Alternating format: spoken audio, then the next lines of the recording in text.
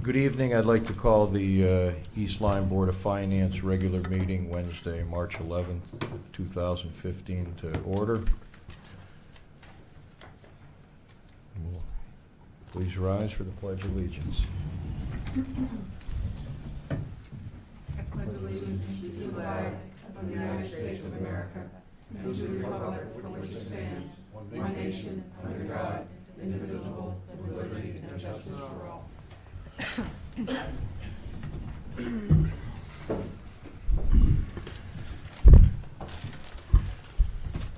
Good evening, everyone. Good evening. Good evening. Good night. Should we wish happy birthday to Ed Morris? I saw some signs Yes. around the Oh, town. of course we should. Right. I saw some I signs saw a on picture or somebody's two. 90th birthday. 90th? I 90th. think so. He's Oh my 90 gosh. years We old. could all be that way when we're 90. 90? Right. Yeah. Wow. That's what I saw. Happy birthday, Ed. Yeah, happy birthday, Ed. Happy birthday, Ed. Happy birthday. Can we swap out a microphone? We that's should. Closer? Okay. What happened? I'll even switch it here. This one. Oh, Watch, this one. I thought that would be He still possible. didn't didn't reach us. That's better. Is that better? That'll work better. I still have the tanky problem. Let's see. Oh, it goes all the way under and over, so that's as much as you're gonna get. We have all the technical things worked out now. And we are recording tonight. All right. The next item on our agenda is delegations. Is there anyone from the public that would like to speak? Mr. Christensen. You could Hello. state your name and address for the record. Hello, Mark Christensen, 66 Grassy Hill, East Lyme. I'm the Vice President of the Friends of Samuel Smith House and Property Incorporated. And I'd like to start off by saying happy birthday, Ed. Normally Marv Scott, who's the president, would be reading this, but he's unable to make it tonight, so I'll be here in his place. Dear Board of Finance, the Friends is a fledgling organization which has accomplished a number of significant property improvements to date, the scope of which have been limited only by material expenses using volunteer labor. As a new organization, we have accumulated little in the way of operating funds at this point in time, though we have applied for a grant and foundation money. This letter is written to request that $2,821 be allocated to the Friends of Samuel Smith House and Property Incorporated to cover the amount of money expended and needed for the following pivotal projects at this town-owned property. Item 1, upgrade the security monitoring system to meet the requirements of the fire marshal. Item 2, $600 for CL&P to reroute the electrical service underground from the pole to the Samuel Smith House. A conduit was laid by volunteers last fall. All materials, including the meter and circuit breaker boxes, were paid for by the Friends funds.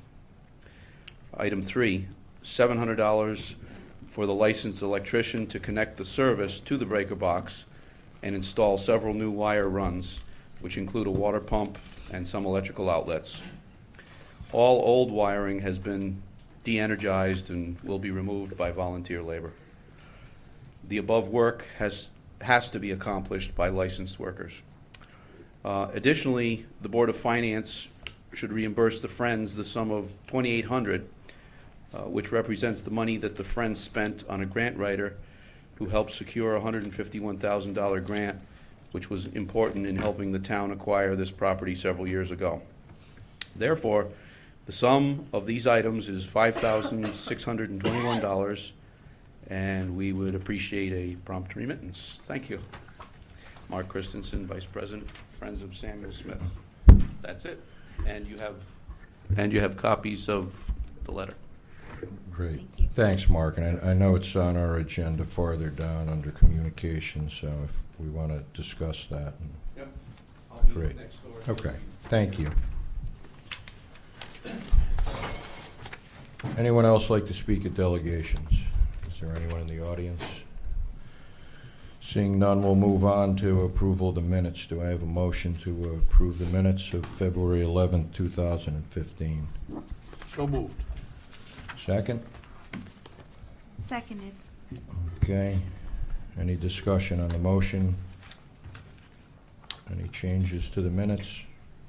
Corrections? Hearing none, do I have a vote to approve the minutes? All those in favor signify by saying aye. Aye. Aye. Opposed?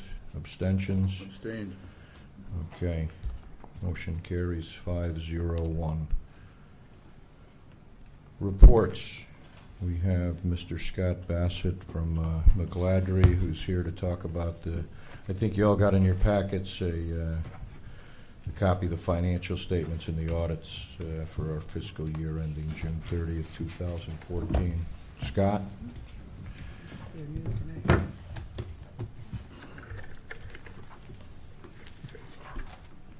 Good evening. For the record, my name is Scott Bassett. I'm a partner with McGladrey. I'm out of the New Haven office of McGladrey. We conducted the audit for the town of East Lyme for the fiscal year ending June 30th, 2014. We issued a clean, unmodified opinion on those financial statements. In addition to the audit of the financial statements, we also audited the federal and state programs as required by the Federal and State Single Audit Acts, and those received clean and unmodified clean opinions on those financial statements also. As a byproduct of the audit, we also do take a look at your internal controls. Although we don't opine on your internal controls, we certainly look at those, and we'll provide some management comments as far as some recommendations for improvement. So with that, I can go through the highlights of the report, and if you have specific questions, I'd be happy to ask those, or I could walk you through the book, whatever you prefer.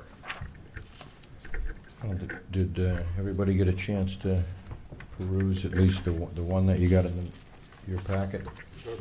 Yes. Okay. Okay.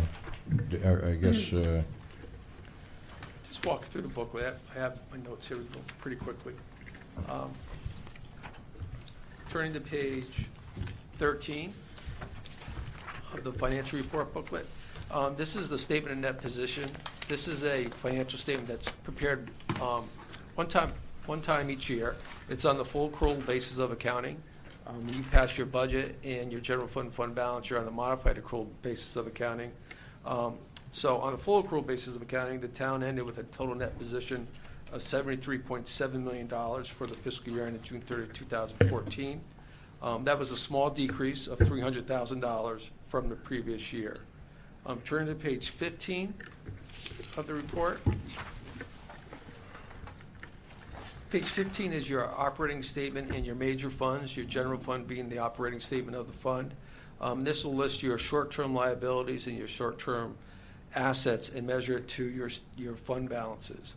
The unassigned fund balance in your general fund was approximately $4.8 million. One of the measurements that is used as you talk about fund balance is that fund balance is a percent of budgetary expenditures. In the current year, that was approximately 7.5% of your budgetary expenditures. Town had assigned approximately $1.5 million of fund balance, and that's for items such as encumbrances and future uses that have been designated for. Turning to page 816.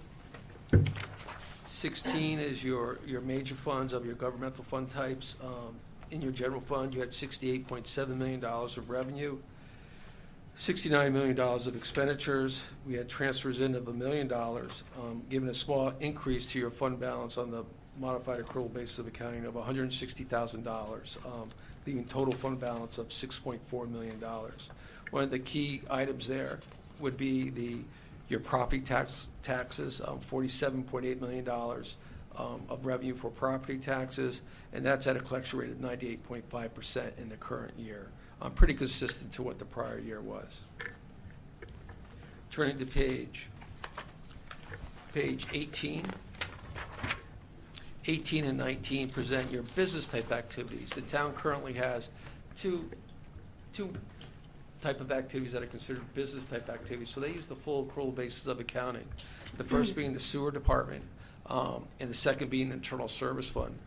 The sewer department ended the year with net position of $47.5 million, but an unrestricted deficit of $25,000. Your internal service fund, which accounts for your medical benefits, had a year-end fund balance of $2.5 million. The change in net position in the sewer fund was approximately a decrease of $1 million, and the change in the internal service fund was $140 million for the year ending June 30, 2014. Turning to page 22 and 23. 22 and 23, as you know, the town has a defined benefit plan, and the first column represents the assets invested in that pension trust fund. And that had an increase of $3.2 million from the previous year. This is a fair value measurement as of June 30, 2014. So we had a healthy rate of return within those investments for the current year. Why we're talking about pension plans, and I'll talk about this a little bit further on. The town adopted a new accounting pronouncement this year, GASB 67. What GASB 67 did is it basically, for the first time, took these pension assets and measured it against the liability and disclosed that in the financial statements for the year ending June 30, 2014.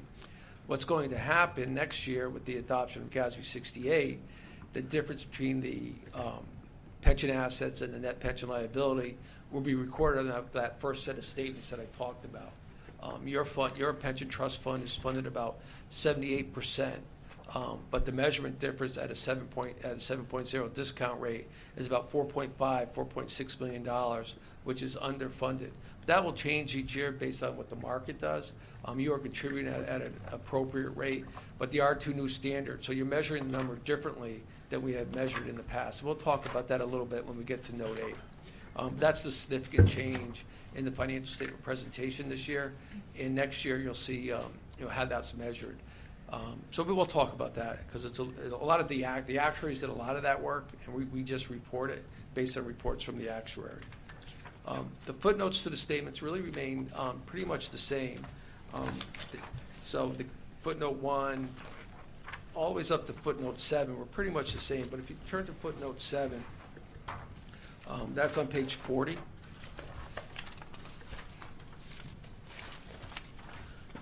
Page 40 presents the long-term liabilities within the town.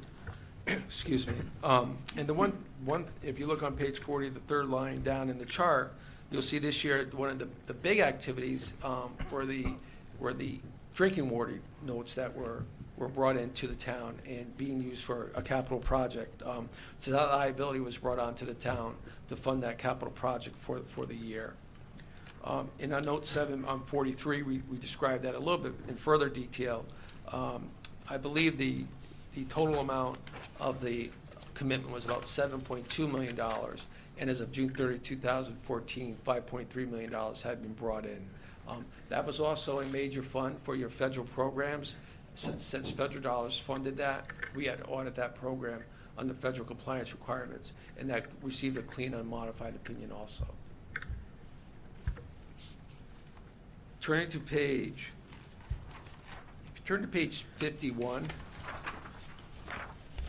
this is where we get about your net pension liability.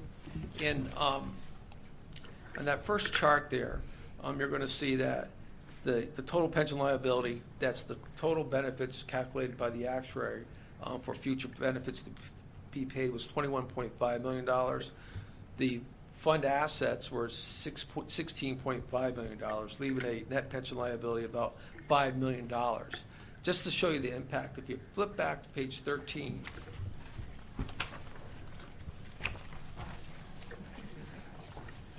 as you flip back to page 13, you'll see that total net position number of $73 million at the bottom of the page for your governmental type activities. Next year, when we begin the audit for the June 30th, 2014 audit, that's going to be reduced by that $4.9 million. That liability is going to make its way up to the liability section of the statement on page 13. That's the adoption of the new accounting standards. So next year, as you open up, it will have a balance sheet effect for this full accrual basis of accounting. If you turn to page 15, and that's your operating statement, it will not have an impact on the undesignated fund, unassigned fund balance that we talked about of the $4.8 million. That $5 million really just rolls up to these full accrual bases of accounting. And that's important to note, just to distinguish what happens with that. But, so from an operating standpoint, it remains disclosed from the general fund because it's a long-term liability, but it will impact those first two schedules on the full accrual basis of accounting next year. So that would be GASB 68 that's adopted in the next year. One of the nice things that this standard also did, if you go to page 52, in the actuaries can talk about this a little bit in further detail, but that last chart from the bottom of the page, you can see the impact of what the discount rate has on that liability. You're currently using a 7% discount rate, and the liability is about $5 million. If you were to increase that discount rate to 8%, with your rate of return being 8%, that would decrease to $2.6 million. And conversely, if you were to go to 6%, that would increase to $7.7 million. So I do like the fact that there's some disclosure and transparency there of what the impact is of the discount rate. So I believe that that's a good disclosure.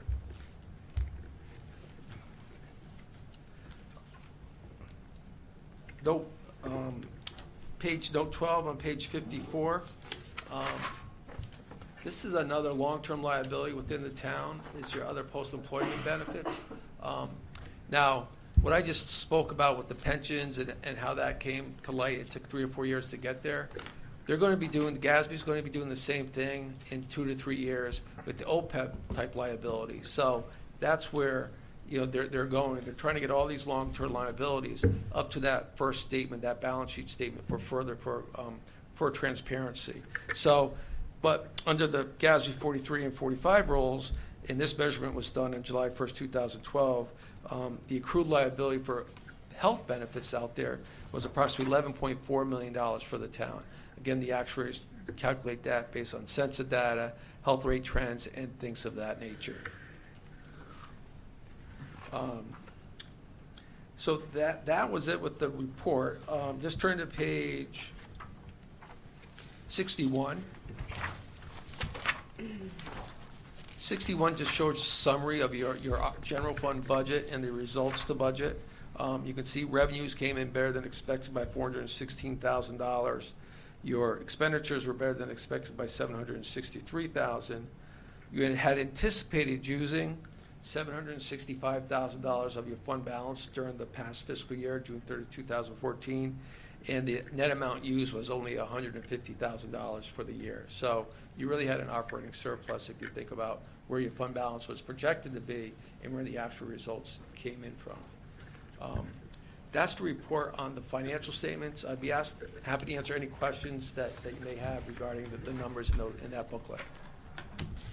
Scott, do you have any areas of concern? Yeah, we do have. I'm going to go into concerns from a financial standpoint. Yeah. From a pure, let's talk about the financial statement numbers right now. A couple aspects that people would look at, the benchmarks when you go to rating agencies and everything, is your fund balance. And your fund balance is more of a policy and where you want to keep it. They don't like to see spikes and valleys. So that was, I think, your fund balance stayed pretty consistent with the prior year. The second thing they like to take a look at is your collection rate on your taxes. That was very strong. Another thing they look at is your pension trust funds.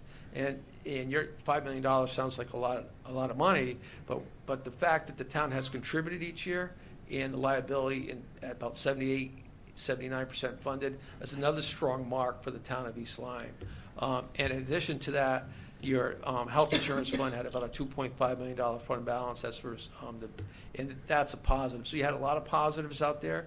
You took advantage of some federal loans and some grants with the drinking water fund money. So from a pure financial statement number standpoint, I think the town remains in sound, healthy financial shape. I think everything's there. The numbers are positive, and I don't think there were any surprises. And that's the one thing that we always take a look at, where you expect to be, and if there's a surprise for when I come in and do the audit, and I don't think there were any. I think the numbers that, again, are fairly accurate as you get them.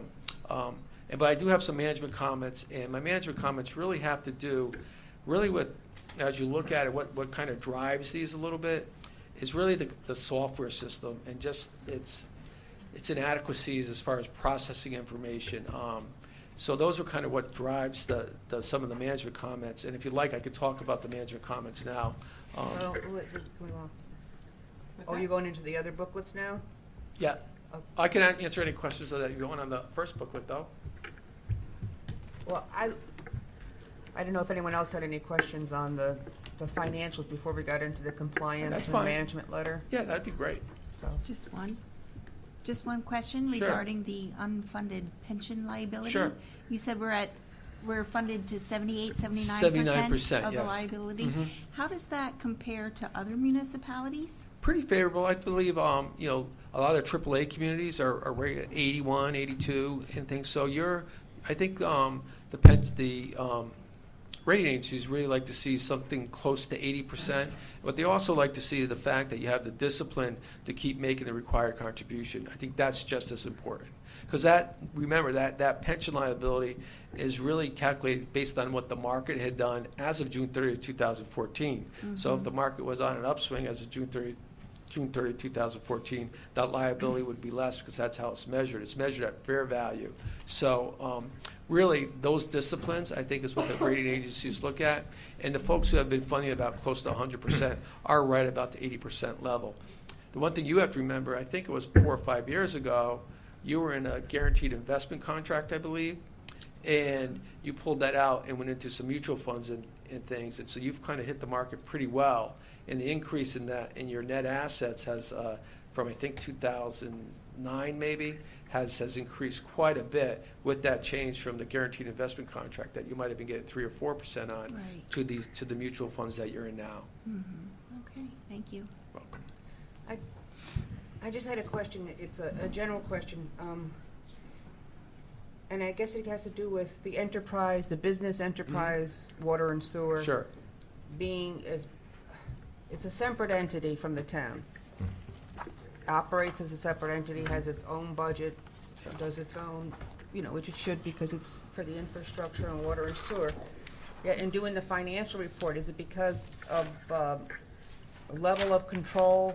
Is it like a combined financial statement regardless, even though it is a separate entity? Yeah, a sewer fund or WPCA fund in any municipality is part of the town itself. So it's a department of the town, and under GASB rules, it would be included in that reporting entity as a department. And it has to do with just where it lies. It impacts The level the of control, taxpayers, the the board, level of who controls, controls the and board, all right. and all that good stuff. So in any town, it would be considered an enterprise fund of a town. So their audit's a separate audit from this audit? I mean, Well- this is not an audited, this is the town audit. No, just to kind of get a little technical with you, there's opinion units in each of these financial statements, and the fact that the sewer fund equates to a major fund defined by GASB, my opinion level is on that fund itself. So it receives, although it's in this collective reporting entity report, it is a separate entity that gets held at that materiality level in which we audit. So it does get scrutinized at a lower level than, say, your general fund would because of just the size and of the activity. So we do opine on that separately in our opinion. Scott, what obligation, or I guess, does it involve the Board of Finance? If it's a separate entity, I mean, they never come in front of us. Other than this, we really don't Well- get anything. What is there any There, standard? as far as Well, other municipalities, Yeah, what responsibilities? well, a lot of things do they have? happen. I think with sewer funds in this part of the state collectively. When assessments are made and bonds are let, I mean, they typically don't issue. They need the full faith and credit of the town. Right, they don't issue revenue bonds based on fees. They issue general obligation bonds based on the full faith and credit of the town. Right. So they probably come to you then, I guess, to Well, get the GO that's bonds what issued. we've always said. Yeah. Everything's fine until Right. it's not, and then Yeah. they show in front of us. And so, a couple of things I think, with an enterprise fund of this nature is you want to kind of see what they're doing with their infrastructure and how things are being replaced and maintained and how fees are set. And that's one of the things that we take a look at. We don't make management decisions about those, but those are your operating incomes. And what happens a lot is you have a big depreciation number out there, okay? So you have $48 million or $50 million of assets out there that were built with general obligation bonds, and then are being paid, the principal and interest are being paid down. So a lot of times your depreciation will outpace the payment of what the principal and interest would be. So that drives your operating revenue or your operating net loss or net income down based on that depreciation. But that depreciation number, you can say, oh, that's a paper number. It's but still real. But what you have to look at, though, what you should be comparing that to is, okay, if my assets are getting depreciated, what do I need to build up into reserve to maintain those assets? And that's one of the things that I always, when folks talk about the sewer enterprise fund, I said, well, look at the depreciation. What's the plan for replacement? And how old is that infrastructure? Have you ever spoken to the Water and Sewer Commission? I haven't, Okay. but I would, and I would I speak guess to my them. question Yeah. is, there seems to be, and I don't know, whether there's a firewall there. I think, if I'm not wrong, our first selectman is the chairman of the Water and Sewer, is that correct? Yeah, I just wonder if some dialogue Well, with we their do. commission Yeah. or with the first selectman doing some kind of presentation, because I just think it would be Yeah. helpful. I think Ann has asked me to get on the next Okay. committee to He's talk to actually them, coming to the next one. to come to a meeting to talk about It's it. like I'm Kreskin, April? Scott. It's actually, But- But as a part of a management letter concern or a recommendation, should ever the Board of Finance, because it's a separate, because this Yeah. question happens all the time. It's like it's a separate autonomy. entity. Yeah. What purview, obviously we have no business in the operation of their setting Yeah. fees, rates, and schedules, but what purview, if any, do we have?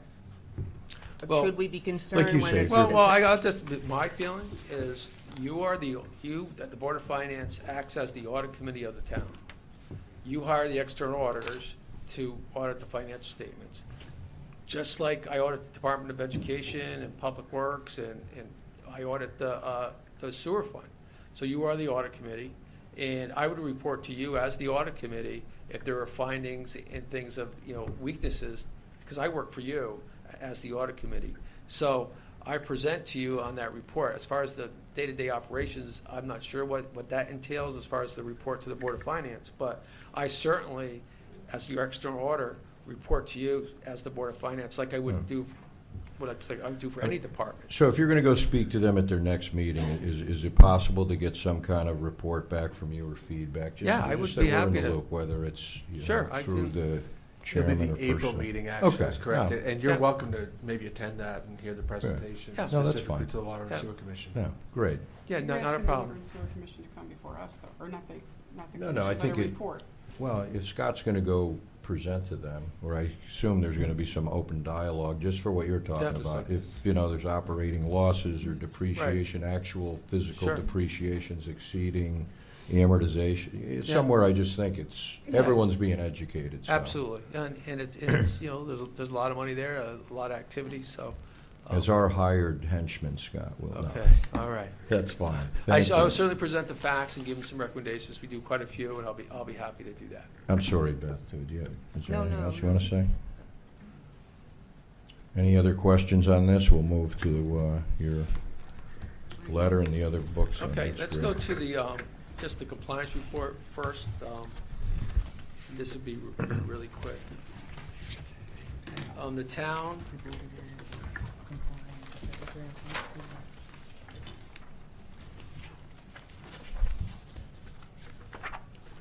okay.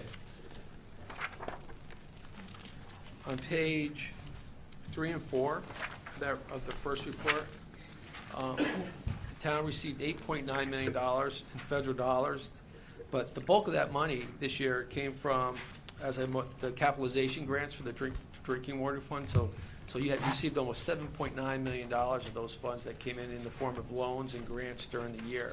So, and we did audit that fund in compliance with that grant activity in the current year and issued a clean, unmodified opinion on that. And then turning to page 7 of that report, one of the things we do is I talk about internal controls, although we don't opine on those. there's 3 level of internal controls, observations that your external auditor will take a look at. And it goes from a material weakness to a significant deficiency to control deficiency. And this year, the journal, really the trial balances, and you'll see as I talk about the management comments, really has to do with entries that have to be made at the close of the year and what your system does. I mean, it's very complex how you close the funds and brings everything together. And so each year, it's a pretty cumbersome activity to go through the end of the year process. You would think everything would close nicely and you're just working with the future year. That's not always the case, or isn't the case for the type of system that you're using now. There's a lot of mechanical adjustments that go through just to get you to the right starting spot. And so this year we had several journal entries, and we might be getting a little bit more picky, but the number of journal entries that we take a look at, we take a look at the amounts and why they were made. And so we did have some significant deficiency related to journal entries this year. So I think that's something Anna's working on, but a lot has to really do with some of how the system operates also. Okay. When you say the system, you're referring to the software? Software system, yeah. I don't know how old it is, but We had discussions in the past during the year because of the 2 different software systems that the Board of Ed uses and the town, and there was discussions, I know Anna had tried to talk to business manager about coming up with a compatibility, I think even in a chart of accounts, a uniform chart of accounts, and a software that would be very easy, and yeah, there's of course it costs money, but it costs money. It does. Everything costs money. But I do think what you're seeing, you would gain some efficiency. I do think you really have to take a look at your accounting systems. Okay, I really do. You've had them quite a while, and things have upgraded. And there's systems out there now. And what most communities are doing now, if they decide to jump into a new software package, they'll look at all the departments that may be, including the Board of Ed. They could include water and sewer, and they would include the operating fund. Okay, so they get one platform with which they would use, and there's various, and that seems to work out pretty well. Well, I think we've been talking about that, right, if Yeah. I'm not It's mistaken, in in the our capital capital improvement. improvement plan. Yeah. So So- Anna, I assume that there's some dialogue as Yeah. to what you think is, Yeah, we've talked about Preferable. systems, and we've talked about, Okay. user-friendly systems, and more importantly, I think user groups within the system, just with your fellow finance directors in the area, also helps. There's your tax collector uses quality data, I believe, right now. Is that correct, Anna? You guys use QDS? No, we use Watch, okay. So there's things to, the tax collector typically doesn't join in on that software package system, but the general ledger softwares, our financial reporting packages, are very good out there. And I do think you'll see the trend is that most departments are coming together just because of the cost effectiveness of that and the efficiencies that can be gained by doing that. So certainly I'd be a proponent of that. And there's some nice systems out there and variations of those systems that you can upgrade as you go, but get on the first platform first would be the major step. And it's not a bad idea to start thinking about it, because a couple of things are happening within the state, and someone mentioned the uniform chart of accounts. Well, you're going to be revamping your chart of accounts. The state's going to be having everybody, and they're already asking right now. to align. To Right. align. So, that's one of the biggest strings that and I think the chart of accounts that's designed by the state, that has been designed by the consultants that did it, probably fall a line that's probably close to one of the bigger vendors. So they might have planning grants for this. Yep, you might have planning grants. Municipalities to incentivize Yeah. them to get going. Right, exactly. So certainly I agree that you should take a look at it. I think you should do it collectively. That's one thing I would say, because you don't want 3 different departments going out and looking at 3 different systems. I would certainly think that the best way to do it is do it collectively. How long does it take to do a conversion of this kind of magnitude? I'm dealing with a client right now who has run dual systems, and they have brought in many modules, and they had started probably last May, and he is probably finishing up bringing on both the Board of Education and the town side probably within 6 or 7 months. He was a strong user of the system prior to that, though, but I think they went from a similar system that you have to this new system, and they're ready to stop the old system and get going. So I'm hearing a year. I would Yeah, say I the think that's planning. normal. Yeah, I would say that's probably you've got to run dual. You have to run Right. dual systems for a little bit. They look at your chart of accounts, and so there's a lot of process work going, and then getting the systems in. But there's a lot of ways that they do that now, where you're in the cloud. You don't even have the mainframe here, so there's a lot of different ways in which you're doing it. I would imagine that 6 to 7 months worth of work was achievable through the use of external consultants. A little bit, but I think this town, they did a lot in-house and Did they? the heavy lifting themselves. But, the software provider will come in and help you set up and train. And, one of the hardest things when you set up a system is really that chart of accounts, getting that string of accounts and how it's going to work and be consistent. Well, with the state kind of taking the first step forward with the uniform chart of accounts, both at the town and at the Board of Education side, it might be, you'd probably set up your strings similar to that. So, it's not easy. It's never easy because you're talking about payroll, you're talking about a lot of things that get incorporated in there. But certainly, it's something to take a look at and maybe, I know it's in your capital plan, and see what's out there. Okay. And the last report is the report to the Board of Finance. And in the last several pages of that booklet. Now these are our control observations, so these aren't what we measure. These are the lowest level of comments that we make. And some are repeated from the prior year. Accounting policies and procedure manual. You have policies and procedures, but what we like to see is those formalized in the system.